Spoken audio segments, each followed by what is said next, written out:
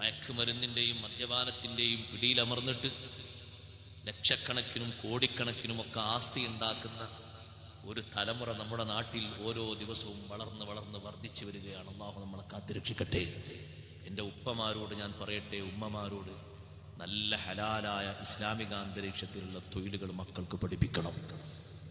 എന്തെങ്കിലും തൊഴിൽ വിടാൻ ആരെങ്കിലും കൂടെ മക്കളെ പറഞ്ഞേക്കരുത്, ഒരിക്കലും വിടരുത്.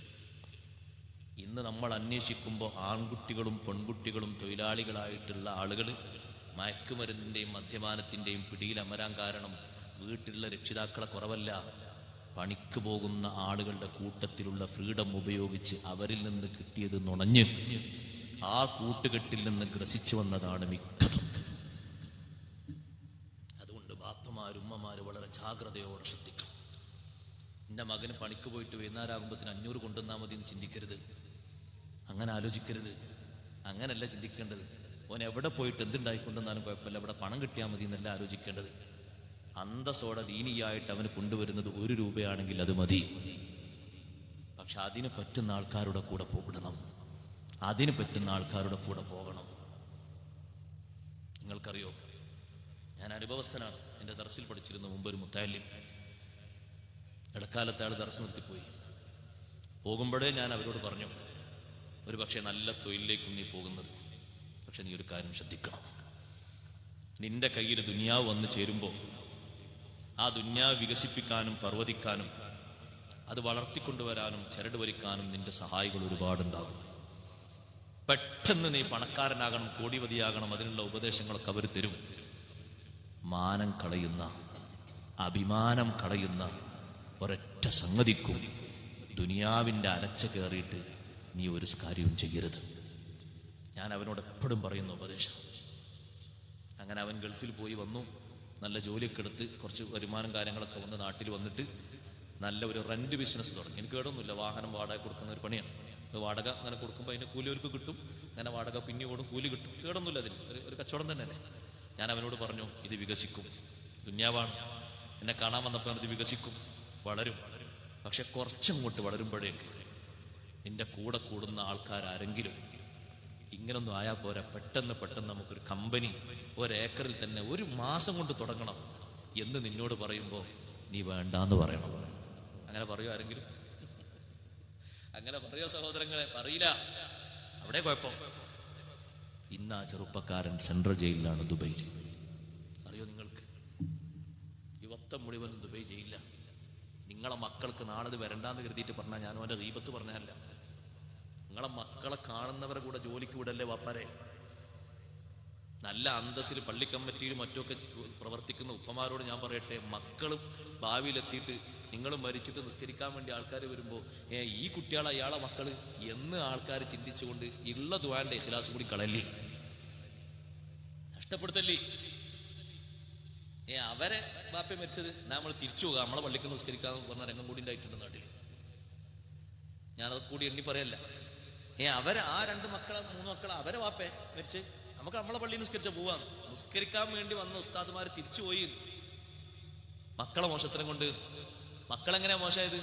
ബാപ്പ എന്തായാലും വേണ്ടില്ല, ജോലി എടുത്ത് ജീവിക്കണം, 5 കൊല്ലം കഴിഞ്ഞാൽ എനിക്ക് പെണ്ണിട്ടാളാണ്, കയ്യിലൊരു പൈസയിലേക്ക് പിന്നെ എവിടുന്ന വരണ്ടാക്കേണ്ടത് വേണ്ടേ, എവിടെയും പോയി ജോലി എടുത്തു.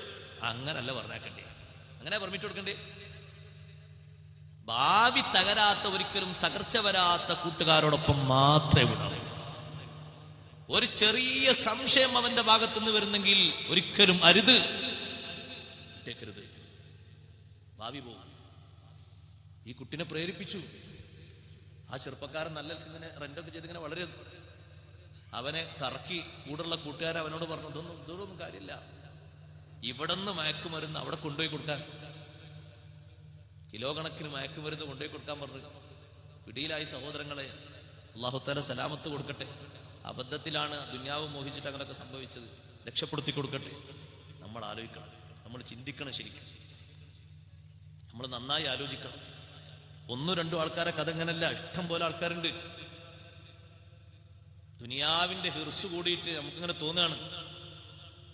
ആരും അറിയാം, അല്ലാഹു ഹലാലാക്കിയ സംഗതി ആയെങ്കിലല്ലേ അല്ലാഹു തആല പൊരുത്തപ്പെടുള്ളൂ.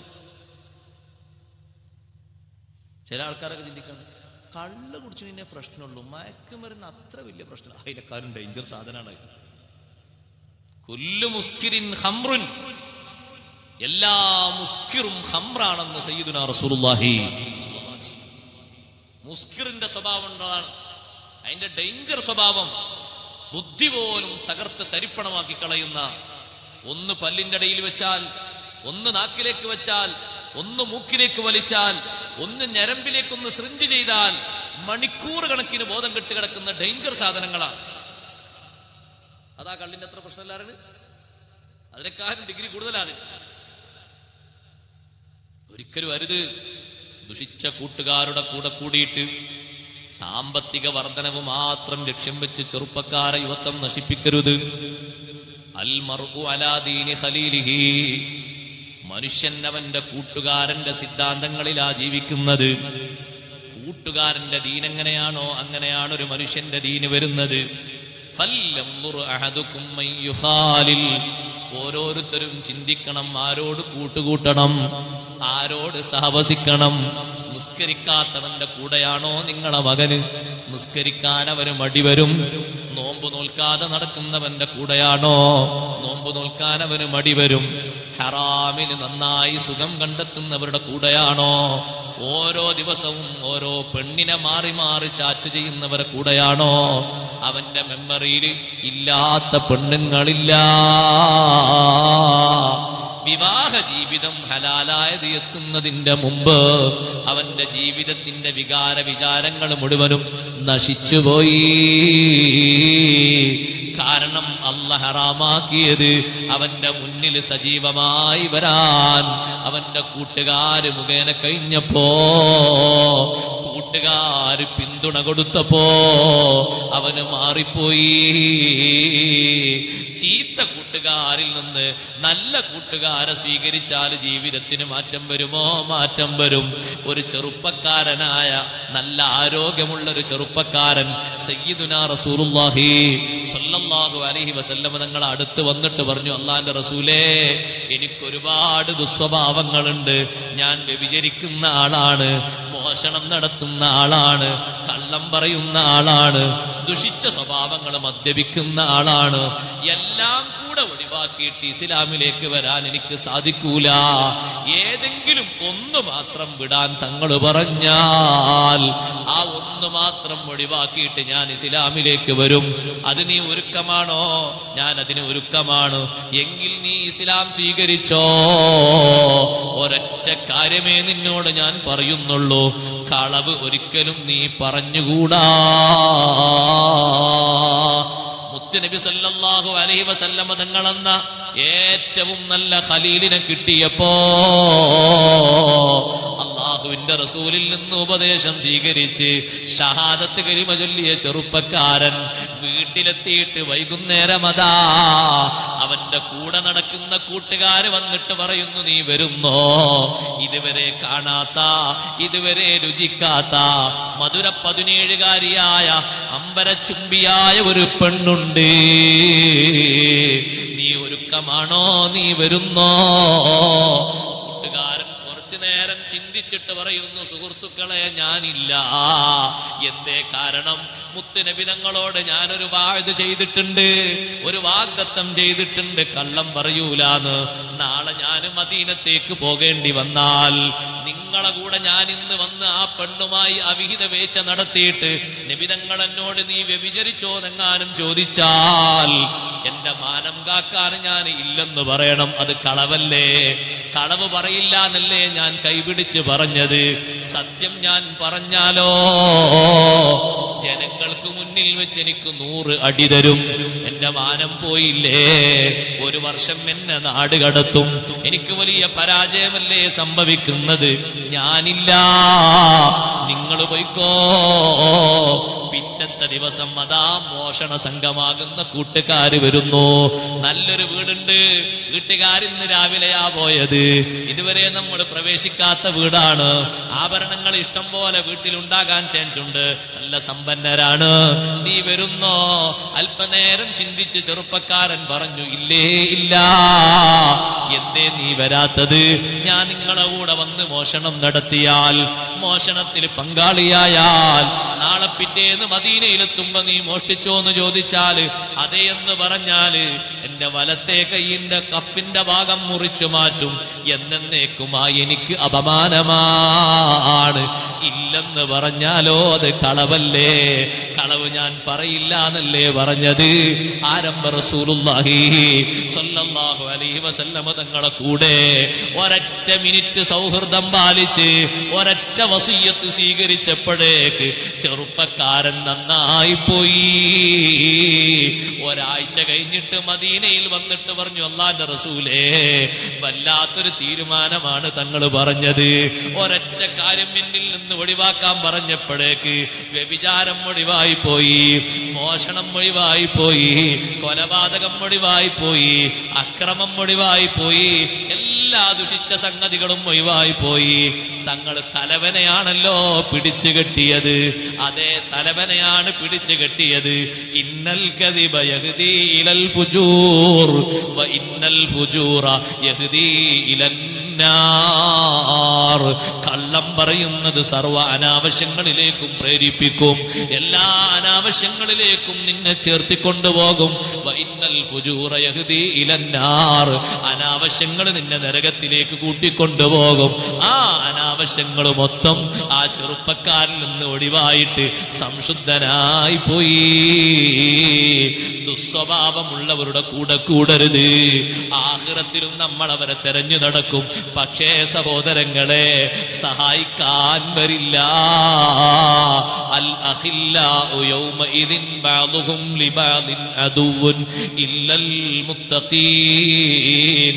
ഖിയാമത്ത് നാളിൽ കൂട്ടുകാര് പരസ്പരം ശത്രുക്കളാണ്. ഒരാൾ മറ്റൊരാളോട് പറയും, നീയല്ലേ എന്നെ പെടുത്തിയത്, നീയല്ലേ എന്നെ കുടുക്കിയത്, നീ കാരണമല്ലേ ഞാൻ അത്രയും സിനിമ കണ്ടത്, നീ കാരണമല്ലേ ഞാൻ അത്രയും പെണ്ണുങ്ങളോട് സംസാരിച്ചത്, നീ കാരണമല്ലേ ഹറാമിനെ എന്റെ മനസ്സിൽ ഇത്രയും താല്പര്യം വന്നത്. എല്ലാവരും ശത്രുക്കളാണ്. ഇല്ലൽ മുത്തഖീൻ. മുത്തഖീങ്ങളായ കൂട്ടുകാരൊഴികെ. നിന്റെ ഈമാന് തെറ്റിക്കുന്ന കൂട്ടുകാര് വേണ്ട, ഇഖ്ലാസ് തെറ്റിക്കുന്ന കൂട്ടുകാര് വേണ്ട. പ്രിയപ്പെട്ട പെങ്ങളെ, നീ സൗഹൃദം പുലർത്തുന്ന ചങ്ങാതി, നിന്റെ ചങ്ങാഴ്ചയായ പെണ്ണ്, നിന്റെ ദീനിലും ദുനിയാവിലും നന്മ മാത്രം നിനക്ക് തരുന്ന പെണ്ണാകണം. തിന്മയിലേക്ക് പ്രേരിപ്പിക്കുന്ന ഒരു സ്വഭാവം എപ്പോഴെങ്കിലും ഏതെങ്കിലും രൂപത്തിൽ വാസനിച്ചോ, വിട്ടേക്കണം കേട്ടോ. പിന്നൊരിക്കലും കൂടെ കൂടണ്ട.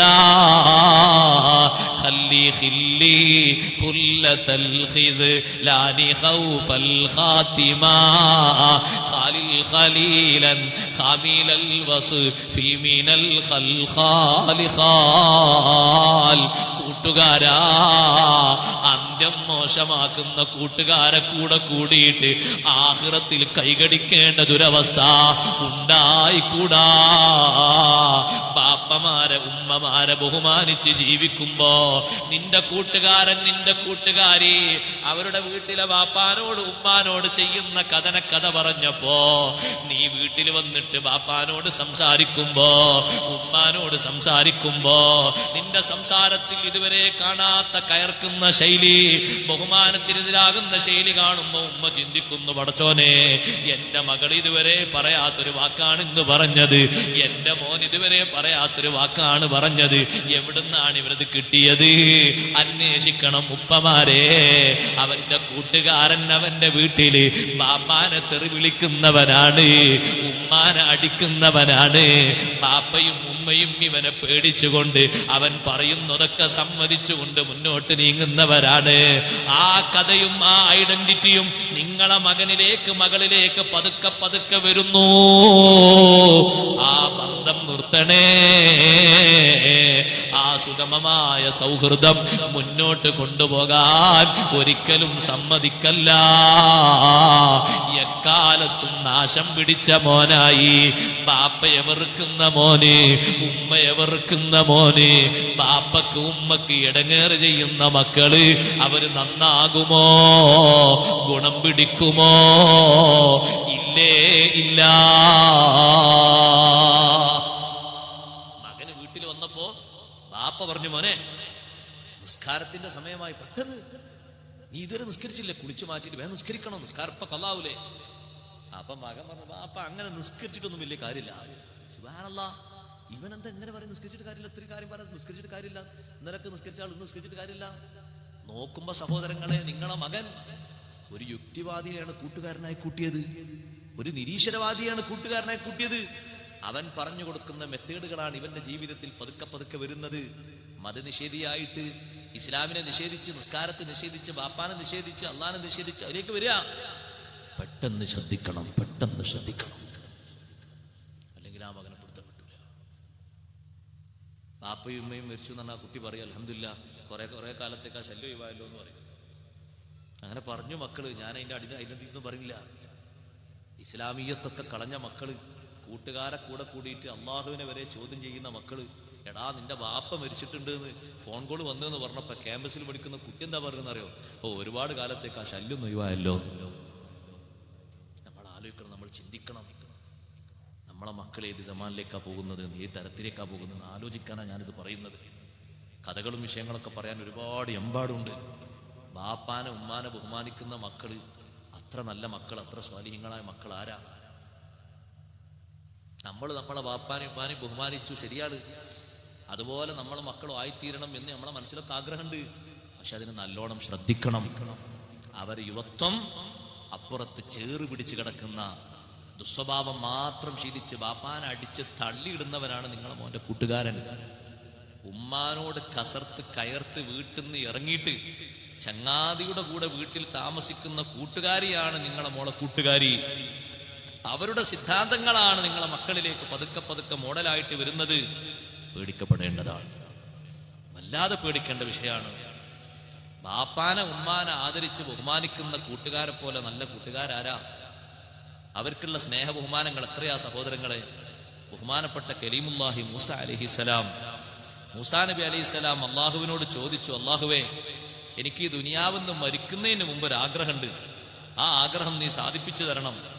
നാളെ ആഖിറത്തിലെത്തിയിട്ട് എന്റെ സ്വർഗത്തിൽ എന്നോടൊപ്പം താമസിക്കുന്ന കൂട്ടുകാരനെ നീ എനിക്ക് കാണിച്ചു തരണം. എല്ലാ നബിമാർക്കും സ്വർഗത്തിൽ ഓരോ കൂട്ടുകാരുണ്ടല്ലോ. നബി സല്ലല്ലാഹു അലൈഹി വസല്ലം പറഞ്ഞില്ലേ, വറഫീഖി ഫിൽ ജന്നത്തി ഉസ്മാൻ, സ്വർഗത്തിൽ എന്റെ കൂട്ടുകാരൻ ഉസ്മാൻ റളിയല്ലാഹു അൻഹു ആണ്. മൂസാ നബി അലൈഹിസ്സലാമിന്റെ ചോദ്യം, പടച്ചോനെ മരിച്ചു പോണതിന് മുമ്പ് സ്വർഗത്തിലുള്ള കൂട്ടുകാരനെ ദുന്യാവിൽ വെച്ചൊന്ന് കാണണം, ഒരാഗ്രഹമാണ്. അല്ലാഹു തആല പറഞ്ഞു, മൂസാ നബിയെ, നിങ്ങൾ നിങ്ങളെ നാട് വിട്ട് വേറൊരു നാട് പറഞ്ഞു കൊടുത്താൽ നാട്ടിലേക്ക് പോകണം. പോയിട്ട് നിങ്ങൾ അവിടെ എത്തിയാൽ നിങ്ങൾക്ക് നിങ്ങളെ കൂട്ടുകാരനെ കാണാൻ പറ്റും. മൂസാ നബി അലൈഹിസ്സലാം ആ നാട്ടിലേക്ക് പോയി. മൂസാ നബി അലൈഹിസ്സലാം ഒരു ചെറുപ്പക്കാരനെ കണ്ടു, സലാം പറഞ്ഞു. ആ ചെറുപ്പക്കാരൻ മൂസാ നബി അലൈഹിസ്സലാമിനോട് സലാം മടക്കി. ചെറുപ്പക്കാരനോട് മൂസാ നബി അലൈഹിസ്സലാം പറഞ്ഞു, നിങ്ങളെ വീട്ടിലേക്ക് ഞാൻ ഇന്ന് അതിഥിയായി വരികയാണ്. അതെ, നിങ്ങൾ വന്നോളൂ, സന്തോഷമാണ്. എന്റെ വീട്ടിൽ എന്തെല്ലാം ഉണ്ടോ അതൊക്കെ ഉപയോഗപ്പെടുത്തി ഞാൻ നിങ്ങളെ സൽക്കരിക്കും. ഈ വന്ന് സലാം പറയുന്ന ആള് മൂസാ നബിയാണെന്ന് ചെറുപ്പക്കാരനെ അറിയില്ല. ചെറുപ്പക്കാരൻ പറഞ്ഞു, എനിക്ക് ഖുശിയൊന്നും വേണ്ട, എന്താണോ നിങ്ങൾ അടുത്തുള്ളത് ഞാൻ അതുകൊണ്ട് തൃപ്തിപ്പെട്ട് ജീവിക്കും, തൃപ്തിപ്പെട്ട് കഴിയും. ആ ചെറുപ്പക്കാരന്റെ നല്ല രൂപഭാവങ്ങൾ കണ്ടപ്പോ മൂസാ നബി അലൈഹിസ്സലാം, ചെറുപ്പക്കാരൻ പറയുന്നു, എനിക്ക് അങ്ങാടിയിൽ ചെറിയൊരു പണിയുണ്ട്. മൂസാ നബി അലൈഹിസ്സലാം പറഞ്ഞു, ഞാനും വരാം. മൂസാ നബി അലൈഹിസ്സലാം ചെറുപ്പക്കാരന്റെ കൂടെ അങ്ങാടിയിലേക്ക് പോയി. ചെറുപ്പക്കാരൻ എന്താ പണി എന്നറിയോ സഹോദരങ്ങളെ? നല്ല അറവ് കച്ചവടക്കാരനാണ്. സുബ്ഹാനല്ലാഹ്, അറവുശാലയില് ഇറച്ചി കച്ചവടം ചെയ്യുന്ന ചെറുപ്പക്കാരനാണ്. കടയിൽ പോയിട്ട് അദ്ദേഹം ഇറച്ചിയൊക്കെ ഓരോ ഭാഗങ്ങളാക്കി വേർതിരിച്ച് ഒഴിവാക്കേണ്ട ഭാഗങ്ങളൊക്കെ ഒഴിവാക്കി കഷ്ണം കഷ്ണങ്ങളാക്കി ജനങ്ങൾക്ക് അങ്ങനെ വിൽക്കുന്നു. സുബ്ഹാനല്ലാഹ്, ഏത് ഇറച്ചി വെട്ടിക്കൊടുക്കുമ്പോഴും അതിന്റെ നല്ല സ്മൂത്തായ ഭാഗമില്ലേ, അത് ഈ ചെറുപ്പക്കാരൻ മുറിച്ചു മാറ്റിയിട്ട് വേറൊരു കൊട്ടയിലേക്ക് വെക്കുന്നത് മൂസാ നബി അലൈഹിസ്സലാം ശ്രദ്ധിച്ചു. നല്ല സ്മൂത്തായ ഭാഗങ്ങള്, കടിക്കാനും ഭക്ഷിക്കാനും നല്ല എളുപ്പമുള്ള ഇറച്ചി കഷ്ണങ്ങള്, അത് കൊട്ടയിലേക്ക് ഇട്ട് കൊടുക്കാതെ അത് വേറൊരു പാത്രത്തിലേക്ക് മാറ്റി വെക്കുന്നുണ്ട്. അങ്ങനെ കച്ചവടം കഴിഞ്ഞിട്ട് വരുമ്പോ ആ പാത്രത്തിലേക്ക് വെച്ച നല്ല സ്മൂത്തായ ഇറച്ചി കഷ്ണങ്ങള് അതൊരു കവറിലാക്കിയിട്ട് മൂസാ നബി അലൈഹിസ്സലാമിനെയും കൂട്ടിയിട്ട് വീട്ടിലേക്ക് വന്നു. എന്റെ കൂടെ വരുന്ന ആള് മൂസാ നബിയാണ് എന്നും എന്നെ കാണാൻ വേണ്ടി വന്ന ആളാണെന്നും ഒന്നും ചെറുപ്പക്കാരൻ അറിയില്ല. വീട്ടിലേക്ക് കൊണ്ടുപോയി. മൂസാ നബി അലൈഹിസ്സലാമിനെ റൂമിൽ അവിടെ ഇരുത്തിയിട്ട് അദ്ദേഹം പറഞ്ഞു, എനിക്ക് ചെറിയൊരു പണിയുണ്ട്, ആ പണി ഞാനൊന്ന് നിർവഹിക്കട്ടെ. മൂസാ നബി അലൈഹിസ്സലാം നോക്കുന്നുണ്ട്, എന്താണ് പണി? ആ വീട്ടിൽ വേറെ ആരുമില്ല, ഇദ്ദേഹം മാത്രമേ കാണുന്നുള്ളൂ. ആ ഇറച്ചിയൊക്കെ കഴുകിയിട്ട് നല്ലവണ്ണം വേവിച്ച് കൂടെ കഴിക്കാനുള്ള ഭക്ഷണങ്ങളും പാത്രത്തിലെടുത്ത ശേഷം അദ്ദേഹം ഒരു കൊട്ടേതാ ഒരു ഭാഗത്തുനിന്ന് ഏറ്റിക്കൊണ്ടുവരുന്നു. സുബ്ഹാനല്ലാഹ്, ആ കൊട്ട തോളിലേറ്റിക്കൊണ്ടുവരുമ്പോ മൂസാ നബി അലൈഹിസ്സലാം കൊട്ടയിലേക്ക് നോക്കുമ്പോ അതിൽ വയോവൃദ്ധനായ ഒരു പിതാവ് കിടക്കുന്നുണ്ട്. അങ്ങേ അറ്റത്തെ പ്രായമെത്തിയിട്ടുണ്ട്. പിരികം, രണ്ട് ഭാഗത്തെ പിരികങ്ങളും കണ്ണിലേക്ക് ഇങ്ങനെ തൂങ്ങിയിട്ട് കണ്ണ് തുറന്നു പിടിക്കുന്നത് കാണാൻ കഴിയുന്നില്ല. അത്രയും വാർദ്ധക്യം എത്തിയിട്ടുണ്ട്. വളഞ്ഞു പൊളഞ്ഞു കിടക്കുന്ന ഒരു ശരീരമാണ് ഒരു കൊട്ടയിലുള്ളത്. അതെങ്ങനെ ഏറ്റിക്കൊണ്ടുവന്ന് ആ കൊട്ടയിൽ നിന്ന് ആ ശരീരം എടുത്ത് പുറത്തു വെച്ച് വസ്ത്രങ്ങളെല്ലാം മറ്റൊരു ഭാഗത്തേക്ക് അയച്ചു വെച്ച് കണ്ടപ്പോ ഉപ്പയാണ് എന്ന് മൂസാ നബിക്ക് തോന്നിപ്പോയി. നല്ലവണ്ണം വെള്ളമൊഴിച്ച് കുളിപ്പിച്ച് വൃത്തിയാക്കി ഉപ്പാന്റെ ശരീരത്തിന് പുതിയ വസ്ത്രം ധരിപ്പിച്ച് അതാ പത്തിരിയെടുത്ത് കഷ്ണങ്ങളാക്കി അതിലേക്ക് ഇറച്ചിയും കൂട്ടിയിട്ട് ഉപ്പാക്കങ്ങനെ ഭക്ഷിപ്പിക്കുന്നു. മതിയെന്ന് ഉപ്പ പറഞ്ഞപ്പോൾ വെള്ളം കൊടുത്ത് സുബ്ഹാനല്ലാഹ് കൊട്ടയിലേക്ക് ഉപ്പാനെ വീണ്ടും കടത്തുന്ന സമയത്ത് ഉപ്പ പറഞ്ഞ വാക്ക് മൂസാ നബി കേട്ടുപോയി. യാ വലദീ, എന്റെ മോനെ, ലാ ഖയ്യബല്ലാഹു സഅയക മഈ, എന്നോടൊപ്പം നീ ചെയ്യുന്ന സേവനം അല്ലാഹു വെറുതെയാക്കില്ല. എനിക്ക് വേണ്ടി നീ ചെയ്യുന്ന സേവനം ഒരിക്കലും അല്ലാഹു വെറുതെയാക്കൂല. വജഅലക റഫീഖ മൂസാ ഫിൽ ജന്ന, ഉപ്പാന്റെ നാവിൽ നിന്ന് വരുന്ന ദുആ, വജഅലക റഫീഖ മൂസാ ഫിൽ ജന്ന. ഇപ്പത്തെ കാലത്തുള്ള നബി മൂസാ നബിയാണെന്ന് കേട്ടിട്ടുണ്ട്. ആ മൂസാ നബിന്റെ സ്വർഗത്തിലെ കൂട്ടുകാരനാക്കി അള്ളാഹു നിന്നെ നിശ്ചയിക്കും മോനെ. പാപ്പാന്റെ ആദരത്തിൽ നിന്ന് വന്ന ദുആ കേട്ടപ്പോ മൂസാ നബി അലൈഹിസ്സലാം സന്തോഷിച്ചു പോയി. കുറച്ചു കഴിഞ്ഞതാ വേറൊരു കൊട്ട എടുത്തുകൊണ്ടുവരുന്നു. ആ കൊട്ടയിലേക്ക് നോക്കുമ്പോ ആ കൊട്ടയിൽ വയോവൃദ്ധയായ ഒരു ഉമ്മയുണ്ട്. രണ്ട് കണ്ണിനും കാഴ്ച നഷ്ടപ്പെട്ട രീതിയിലാണ്, ശുഷ്കിച്ച ശരീരങ്ങളാണ്.